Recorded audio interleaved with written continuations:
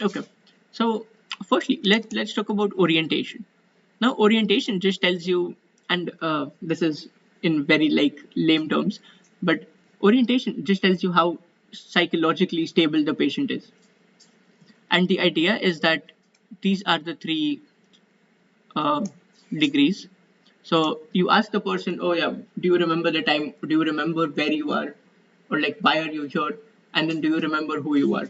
So if the person does not have like time sensation or time perception, that would be like mild disorientation. Where they are, that would be like moderate disorientation. And then if they don't even know who they are, then that is like a severe disorientation. There's multiple different reasons why someone could have a lack of orientation. They could be on substances, that could be one. Alcohol, maybe they develop trauma to the head. Infection is an important one. Additionally, okay, so what nutritional deficiency do you think would be important for disorientation and alcoholism together? B1, B12. B12, Yeah, B1 folic and acid. B12, yes. So both of those can cause disorientation because both of them can affect the nervous system. And what syndrome does B1 cause? Do you remember? Wernicke-Korsakoff syndrome. Wernicke-Korsakoff, yes. And then B12, Subacute, the it's the subacute, one with the combined ataxia. Yeah. Combined, yeah. degeneration. Degeneration. Yeah. And actually, subacute combined degeneration, that's a very like important diagnosis to remember, because if you remember CT, it also gives you the exact like tracts which would be damaged. So spinocortical, uh, S spinocortical, cerebellospinal, and then dorsal column. So all three of those tracts, and S, C, and D. So S for spinocortical, C for cerebellospinal, and then D for dorsal column. So all three of those would be damaged. Along with that, patients will also develop anemia, so like a megaloblastic anemia.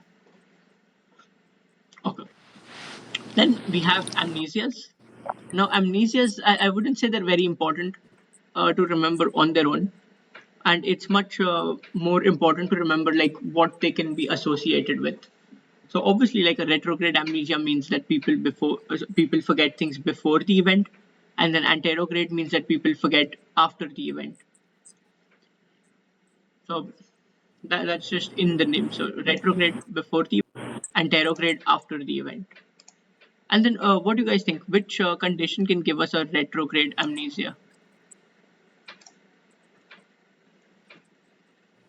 So an injury where can give us a retrograde amnesia?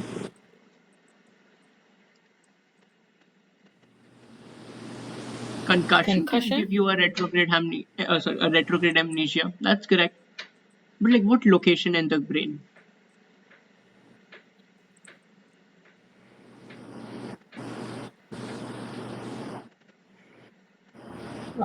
Which one?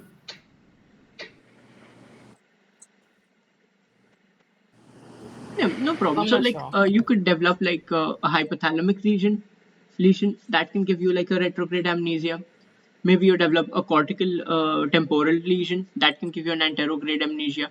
So anything to do with like memory, anything with the limbic system, anything with memory can give you amnesia. However, there is this one condition, Korsakoff syndrome, which we just said it's like Wernicke's and Korsakoff syndrome, and that it derives from like vitamin B1 deficiency. And in this syndrome, patients do have amnesia, like anterograde amnesia, most likely. But besides the amnesia, there's one very important thing that you need to remember, and that one is confabulations. Now, confabulations, right? They're, I would say the patient is making things up. Like it would be, let's say, a middle-aged person, and he tells you that, oh, I fought in World War II, and I had a Medal of Honor given to me in World War II, something similar. And it's such an obvious lie that they're not even trying to hide it.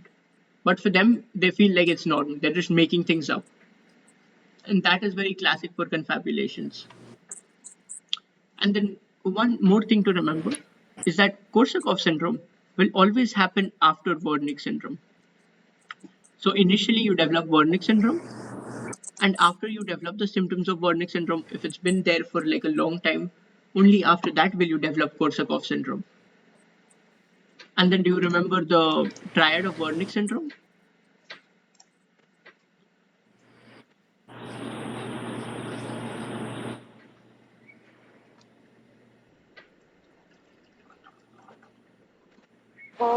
Yeah, Ataxia. ataxia, that's one. Oh, oh, oh, I forgot the other two. Yeah, It's the confusion and yeah. So confabulation. confusion, ataxia, and either nystagmus or ophthalmoplegia, one of those eye findings. Yep. Okay. So that's all for Korsakoff. So always remember, patients develop a B1 deficiency, develop Wernicke syndrome, and after Wernicke syndrome, after prolonged Wernicke syndrome, they'll develop Korsakoff syndrome. And then for treatment, actually the treatment is also important. That because these patients usually will be malnourished, you might be tempted to directly give them glucose, IV glucose. But then that is a very wrong thing to do, because before you give them glucose, you want to give them B1, thiamine, so that you can activate transketolase in the blood, and after that you should give them glucose. Because if you give them glucose without giving them B1, then the symptoms might worsen. So always give thiamine before glucose in case of Wernicke-Korsakoff. So next we have these dissociative disorders. Now dissociative disorders, and we did talk about dissociation in the ego defense mechanisms. And the idea is similar to like depersonalization and derealization, that you kind of separate yourself from that condition and you feel like whatever's happening around you is not real. So the dissociation from a certain event. Now, there's three of these conditions. So let's talk about the one which actually has the name depersonalization, derealization. And this is like a persistent feeling of detachment. That is very important to remember, that this is always persistent. And one thing is that patients have an intact reality testing. That means they do not hallucinate. They know what is going on around them. So these are the two things. Persistent, that means it's always present. And second, that they have an intact reality testing. No psychosis. Okay. Next, we have dissociative amnesia.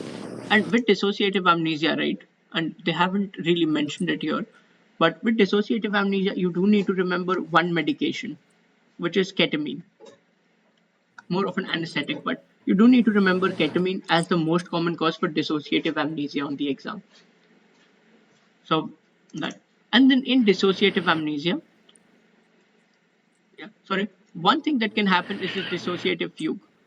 And basically in dissociative fugue, patients might just like wander off somewhere. And that can happen with dissociative amnesia. Sometimes, you might see patients do like very random things after they're coming out of the amnesia. And that is actually the dissociative part of the amnesia. And then DID, which is like a newer disorder. Before it used to be called multiple personality disorder. And like we've all probably heard of this condition. There's like a lot of movies based on this certain condition. But the USMLE, right, how they'll present this is very peculiar. They'll tell you that someone comes in and they have gaps in their memory. They remember like maybe Monday and Tuesday, but they do not remember Wednesday or Thursday. And when they woke up on Friday, they realized that their entire body was covered in bruises. And those gaps in memory, along with unexplained phenomenon, is actually how you diagnose dissociative identity disorder or multiple personality disorder. Additionally, for multiple personality disorder, you also need to have a dysfunction, or like I wouldn't say dysfunction, but like confirmation from two different sources. So one at work, maybe one in the family, who can confirm that there has been a substantial change in personality over a short period of time, and that it's been episodic. So that's altogether how you can diagnose dissociative identity disorder or multiple personality disorder. They're the same thing. Now, one more thing that the USMLE will try to confuse you on, is actually delirium. Now, delirium usually happens in the hospital when, and usually in elderly people. That's the demographic that the USMLE will use. And this will usually be after some kind of infection. Maybe the patient has been in the hospital for a lot of time, or maybe sometimes the patient is an alcoholic, but he hasn't had any alcohol in a couple of days. So that can also lead to delirium.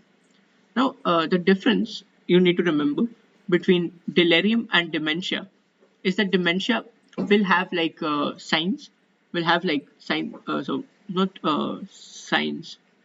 Um, how can I frame this? Yeah. Dementia will have like changes in personality, and it would not be reversible. But then delirium is easily reversible. And that this line is actually very important. Then it waxes and wanes. That means it happens, goes away, it happens again, goes away. And yeah, this is also important that this is reversible. Actually, I would say this is the most important part.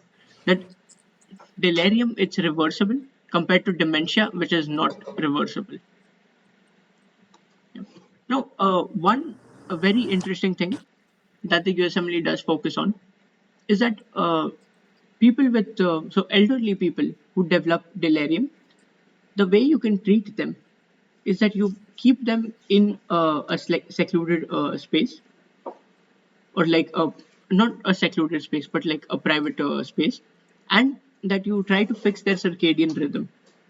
That at night you switch off the lights around them, or at least dim the lights, and at morning you like increase the lights or you let some sunlight in.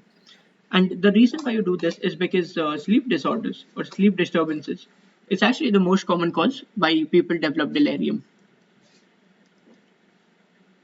And that is why you do need to remember that you should focus on fixing the patient's circadian rhythm in order to alleviate some of the symptoms of delirium. Okay. So, yeah, as I already said, they usually are because of an identifiable cause. And this could be anything. It could be infection, could be like electrolyte changes, could be changes in circadian rhythm. It could be because of the anesthesia, and especially in older adults.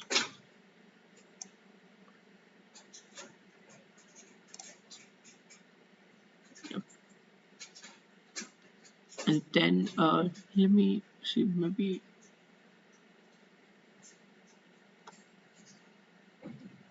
Oh, yeah. This I would say is also important. Yep.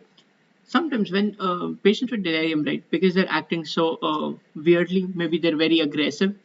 In those cases, it might be good to put them on haloperidol or any type of antipsychotic, so that it's easier for the hospital staff to manage them.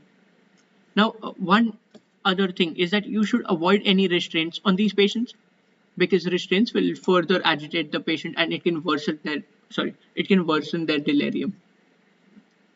Now, one interesting thing, right? Why do you think we use haloperidol as the drug for or the antipsychotic of choice for delirium?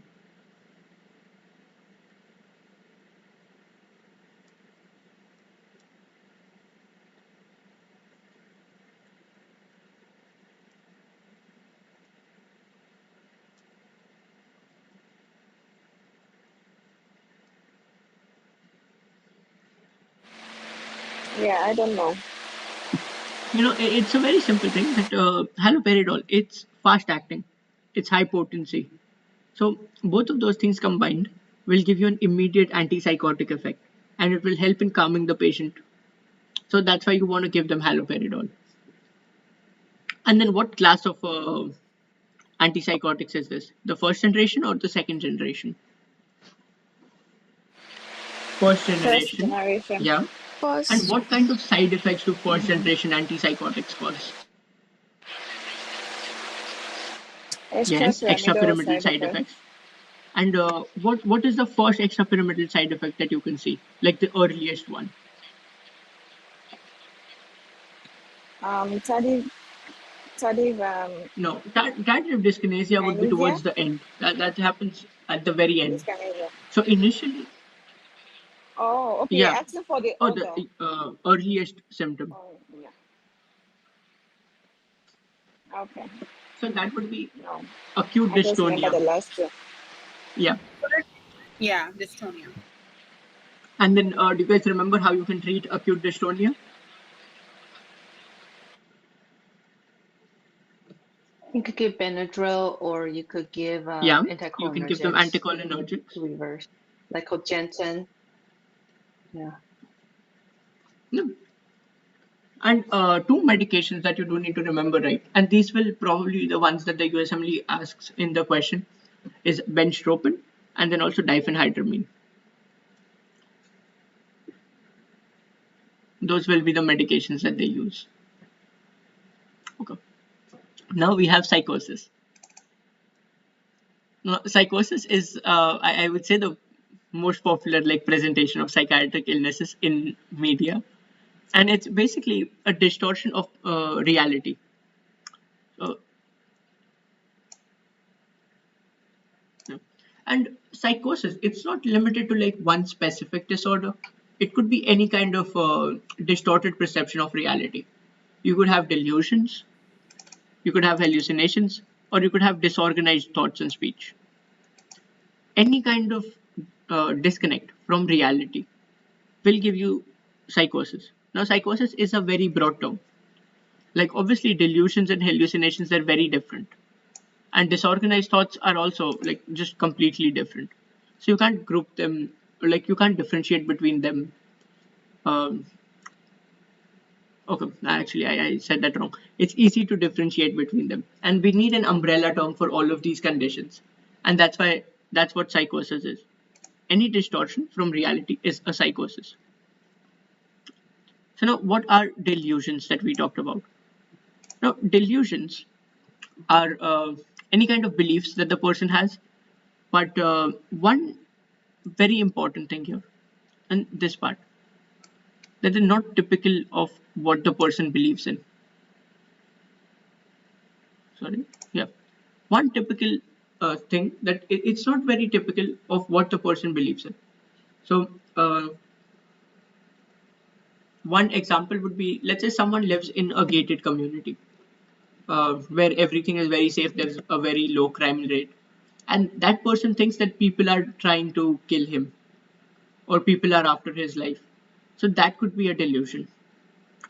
Now, when we learn about the delusion disorder, so the specific condition which is delusion disorder, in that we'll learn more about why delusions are very different from hallucinations. But here, remember that it's usually like contrary or like not typical of what the patient actually believes in, or like the patient's cultures and religion. Disorganized thought is it's just a problem with speech, and the patient will just start speaking very random things. Here, word salad just means that the patient says random words together without them making any sense. And then loose associations again mean uh, so loose associations, right, would be that if you ask the patient something, they might tell you something similar to the answer, but not the actual answer. And one example here would be like you ask the patient, what is your age? And they might tell you that, oh, my nephew is 6 years old. Something similar. So, very loosely associated.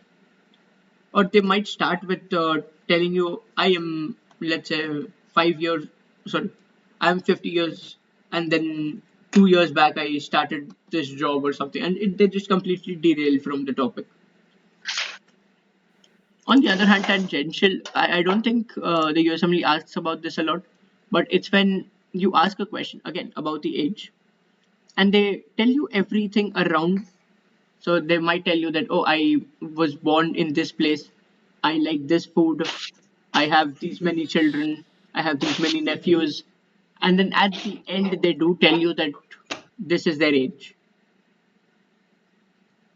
So that is tangential.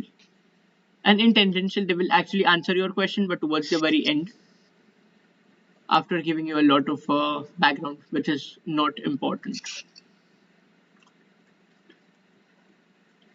Now, with hallucinations. So, hallucinations, right? And pseudo hallucinations, there are two different. Let me just check. Okay, no, I haven't. Okay, so we'll only talk about hallucinations. Now, hallucinations are perceptions in the absence of external stimuli. So, what does this actually mean? Perceptions in the absence of external stimuli. That means they are misinterpreting something that happened in the physical space. Okay, let me rephrase that because that is a distinction. Hallucinations are when someone thinks that there is something when there is actually nothing. On the other hand, illusions are when someone thinks that there is something and there is something in reality, but they have thought of the wrong thing. To simplify, right? In hallucinations, you might see an object when there actually is no object, but in an illusion, you might see an apple when in reality it's an orange. So that's a difference between hallucinations and illusions that you need to remember. And that illusions are contrast with miscommunications. This one. Yeah, that's like Yeah, the magic shows. Magic shows are illusions. yeah, similar. Yeah. So all of the magic things are illusions. And there's multiple different types of hallucinations. Obviously, auditory means you hear something, visual means you see something, tactile means you feel something, olfactory means you smell something, gustatory means you taste something. And these are actually like different. Hypnagogic and hypnopompic. Hypnagogic is when you're going to sleep, and that's why it has like a go in the middle. And then hypnopompic is when you're waking up from sleep. And all of these hallucinations, right? You only need to remember that they do exist, but you don't really need to differentiate between the types of hallucinations. But I would say important to know these names.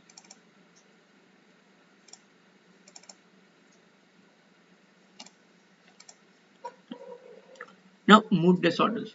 Mood disorders, they're pretty important because the majority of the questions you'll get are from mood disorders. And let's look at this diagram. It's a very good diagram. It helps, you know, tell us a lot about the types of disorders. So on the top, you have mania, which is extreme hyperactivity. And at the very bottom, you have depression, which in simple terms would be like extreme low activity. So in major, sorry,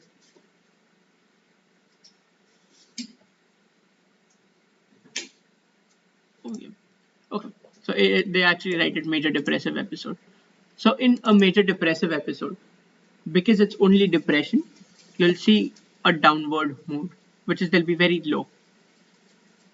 Now, patients who have major depression with psychotic features will usually have like a very low mood, and then when they're at a very low mood, they might also have some kind of hallucinations. Now, there is one more condition, which is psychosis with depression. So there's two. One is depression with psychosis, and the other one is psychosis with depression.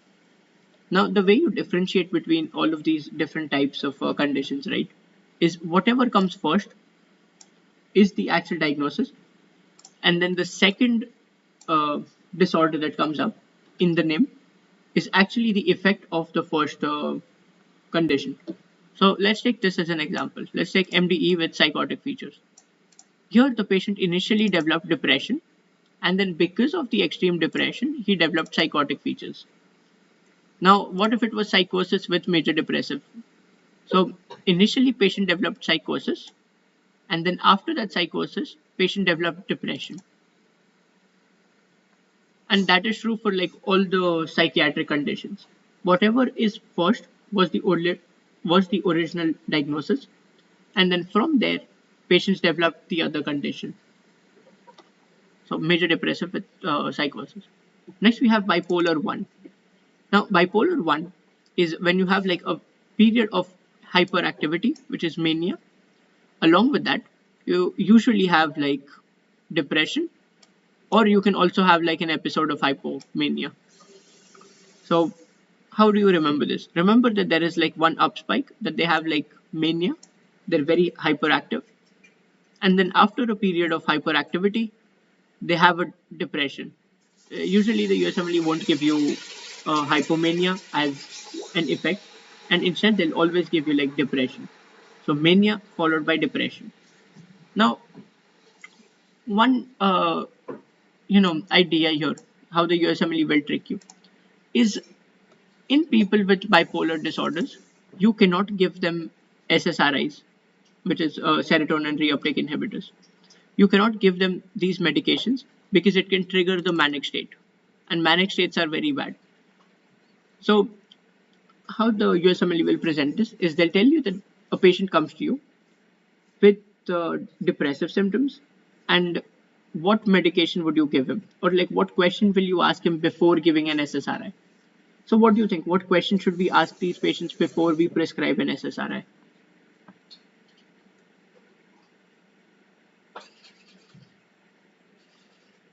Maybe it's a bipolar family history. Bipolar, okay, but a lot of people, they don't understand the exact meaning of bipolar.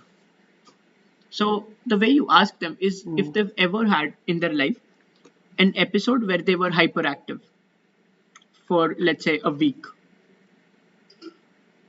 Any history of hyperactivity would prevent you from prescribing them antidepressants, specifically SSRIs, and instead you would prescribe them with mood stabilizers such as lithium. So that's how they will present these cases with bipolar. Now, bipolar 2, it's the same. Bipolar 2 is much less severe than bipolar 1. And the severity, it comes from the fact that in bipolar 2, you don't have the manic episodes, and instead you have hypomania. The difference between manic episodes and hypomania is that manic episodes, okay, and I'll give you examples for this. So a manic episode, right? Let's say someone develops a manic episode today. In the next 3 days, the patient would not sleep. Maybe he sleeps for 1 hour every day. He's constantly thinking about ideas. Maybe he spends his entire life savings trying to build, let's say, a cure for global warming. So, patient developed manic episode, didn't sleep for 3 or 4 days, spent his entire life savings, and he's going around telling everyone that, oh yeah, I have found a cure for global warming and this is what I'm going to do. So obviously very bad. And then immediately after the manic episode, he'll develop depression. Hypomania, on the other hand, it's quite different. And this, I would like to tell you that this would maybe present as a very energetic workaholic. That's how I would define it. Let's say someone, they don't have a problem with sleep, they're just hyper functioning, and normally it would be all right. Like if they were hyper functioning for a prolonged period of time, that's all right. The problem is that they do develop like a depressive episode after the hyperactivity. So that's the problem. And one more thing is that manic episodes, they'll usually last 5 days or less than 5 days, and then hypomanic episodes, they can last up to 2 weeks, so much longer. And then both of these episodes, they'll follow depression. So like you have these, and then after that you have depression. Now schizoaffective is actually the thing I was telling you. So schizo, that's schizophrenia. So patients have like delusions, so not delusions. Patients have hallucinations. They're hearing voices and all of those things. Along with schizophrenia, the affective part is actually a mood disturbance. And it could be any mood disturbance. It could be depression, it could be mania, it could be anxiety. Anything along with psychosis or along with hallucinations will give you schizoaffective disorder. Usually, the USMLE will give you depression for these patients, but it could be any kind of mood disturbances. Could be mania, could be hypomania, could be depression. So, guys, any questions until what we did till here?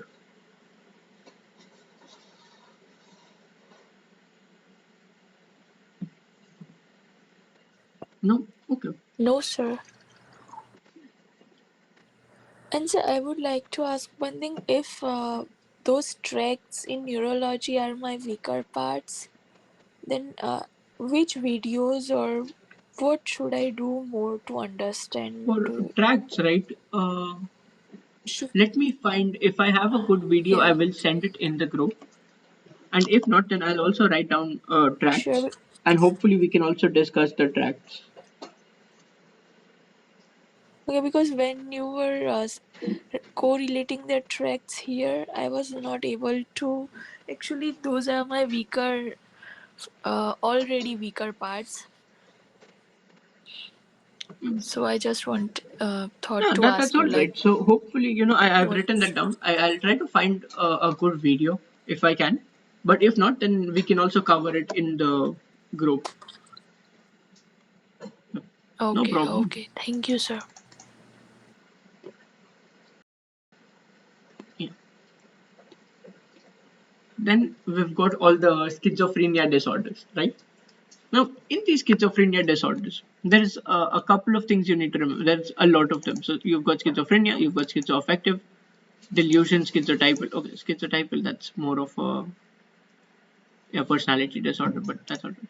You've got brief psychotic and you've got schizophreniformic. So all of them, they sound pretty much the same, and we do need to break them down.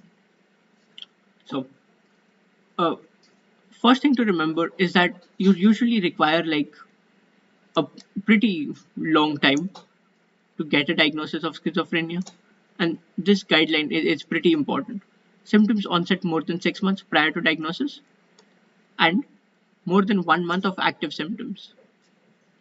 Now, it says over the past 1 year, but that is because it's schizophrenia. Obviously, for these, you'll have different symptoms. But immediately, as someone develops hallucinations, along with disorganized speech or disorganized thought, you can classify them as having some kind of schizo disorder. Either it's like brief psychotic or it's still schizophrenia. That depends on how long it's been. So, time is the most important factor here. So, for the sake of the USMLE, right, whenever you see someone with hallucinations, also someone who has a disorganized speech, sure. Along with that, also these people, they'll be very disheveled. Like they won't look very good. Oh, let me find that.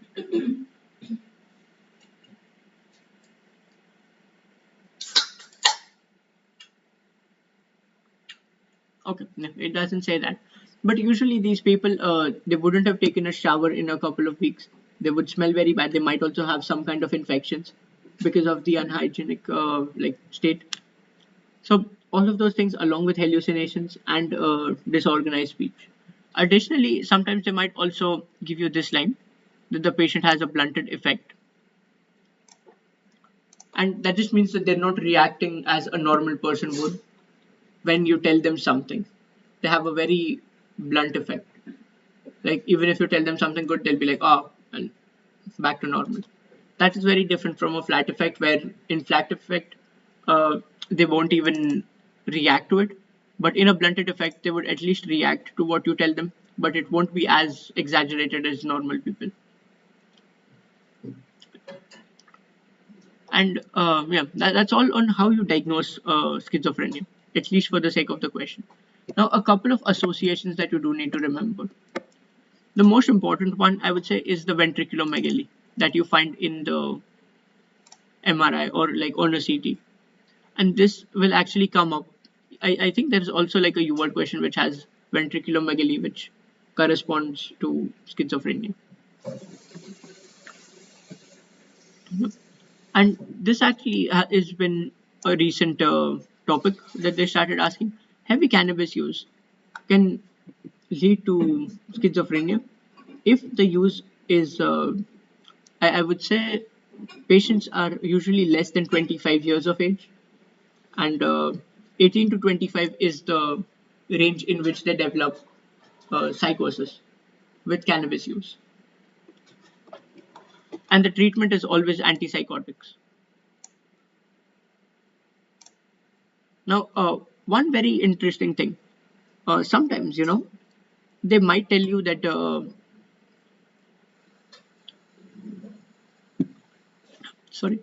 sometimes they might tell you like a patient wants to quit the antipsychotic medications, or patient is not tolerating antipsychotic medications well. And one thing you need to remember is mood stabilizers and antipsychotic medications. Once you start giving these medications, you need to give them for life. You cannot stop the medication in the middle because the patient isn't tolerating the medication well. If they're not tolerating a medication well, you can change the medication. Maybe you go from like a first generation antipsychotic to a second generation antipsychotic if the patient has extrapyramidal side effects, or if the patient has metabolic problems, then you can change from a second generation antipsychotic to a first generation antipsychotic. But you can never stop these medications, antipsychotics and mood stabilizers.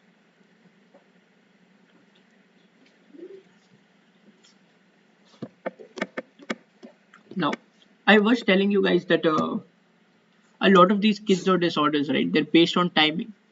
So when you have hallucinations, disorganized thought, and all of these symptoms for more than 6 months, that is considered as schizophrenia. If you have them for 1 month or less than 1 month, then that is considered as brief psychotic disorder. And then if it's between 1 to 6 months, then that is schizophreniform disorder. There's nothing different between the symptoms. I know that here it says one positive symptom, two symptoms, but you'll have pretty much the same symptoms. You'll have hallucinations, you'll have disorganized speech, you'll have like a flat or blunted effect. All of those would be same. It's just the time which defines the condition.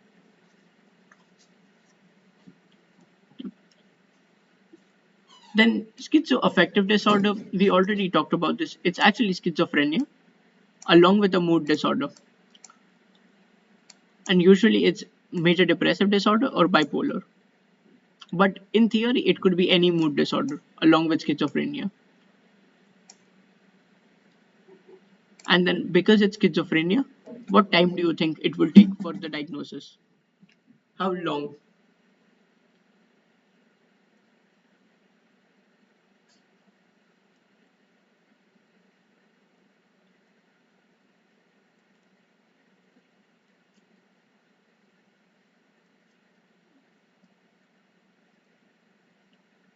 So 6 months. For schizophrenia, 6 months. Once again, schizophrenia is 6 months. Brief psychotic is 1 month or less than 1 month. And then schizophreniform is 1 month to 6 months. So next we have delusional disorder. Now delusional disorder, usually it's as the name says, patients have a delusion and it lasts more than 1 month. And these delusions that the patient has, usually, they won't be very bizarre. They'll be non-bizarre delusions. That means something that can in theory happen, but unlikely to happen. This could include believing that someone is poisoning their food. In theory, could happen, but unlikely to happen. Compared to schizophrenia, where these delusions are always bizarre in nature. That means aliens coming to abduct the patient, or feeling like or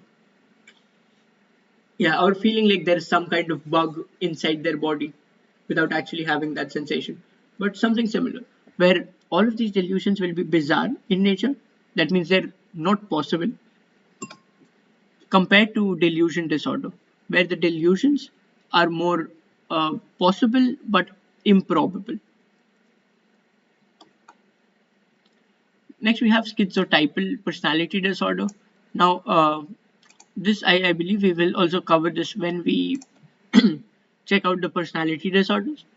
But one thing to remember, right, is that patients with schizotypal will have like a milder form of schizophrenia, where it won't actually be schizophrenia, or it won't really have those major psychotic breaks, but instead it would be less severe in nature, and it would be present, like I would say, from adolescence or from birth, because it's a personality disorder.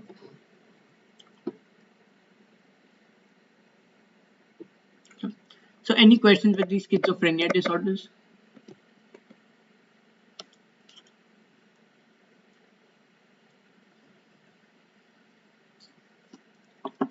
Okay.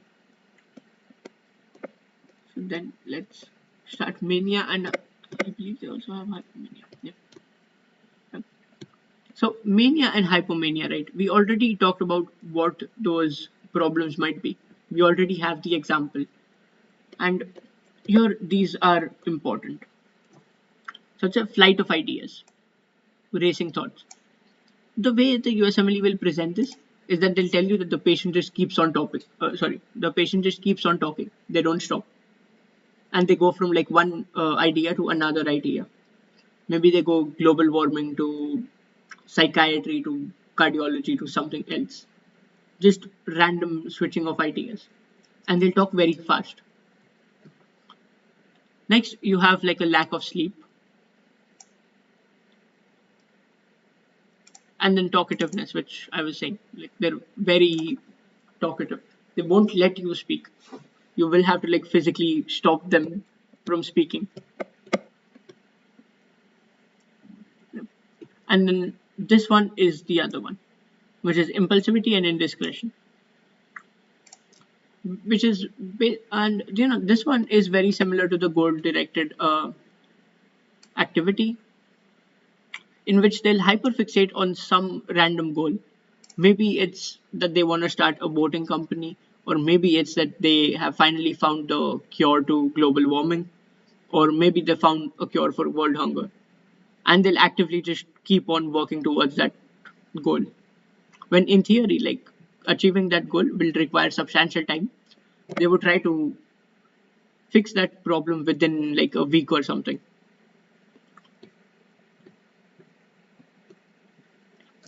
And then this is important, that it's always increase in energy for mania or manic episodes.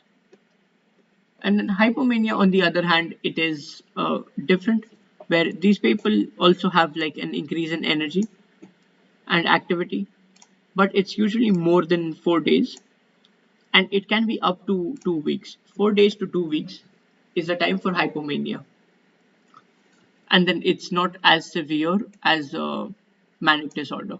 It's less severe.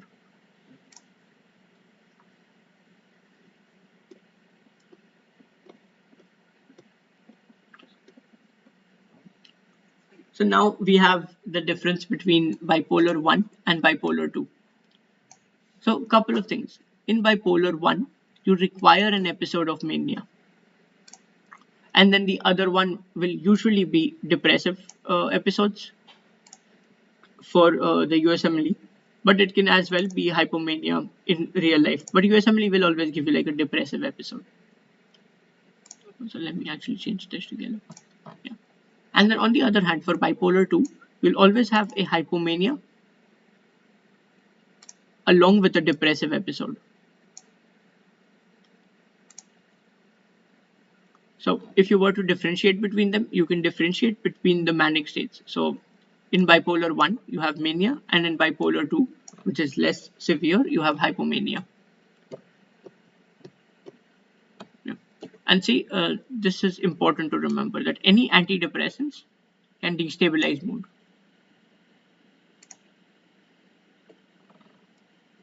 And then for the treatment with lithium lamotrigine, valproate, and carbamazepine, we'll study them when we get to the pharmacology section.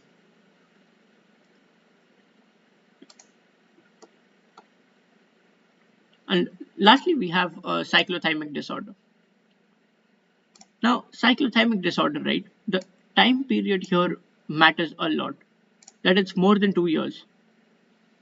And this is very similar to bipolar 2. Cyclothymia can also be called bipolar 3 in certain texts. And the idea is that you have a fluctuation between mild depressive disorder and then hypomanic symptoms. But they usually last for more than 2 years.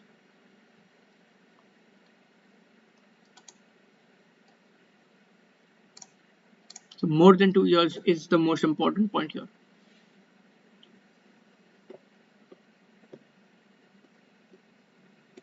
Yeah. So any questions with bipolar or mania?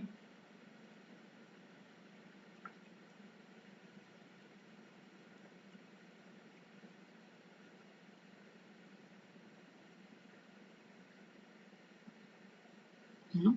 Okay. Okay. So then No, what do you sir. guys say? Do we continue with major depressive disorder, or do you guys want to solve some questions with the topics that we studied?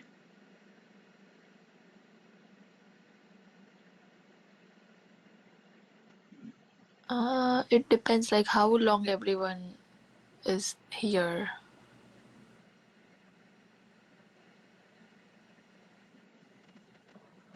Like if you still have half an hour or something, 1 hour, then we can start with questions. Otherwise, for a few minutes we can continue with Yeah, the I'm fine same either first way. aid. So whichever one you guys feel like doing, that's I'm fine with that.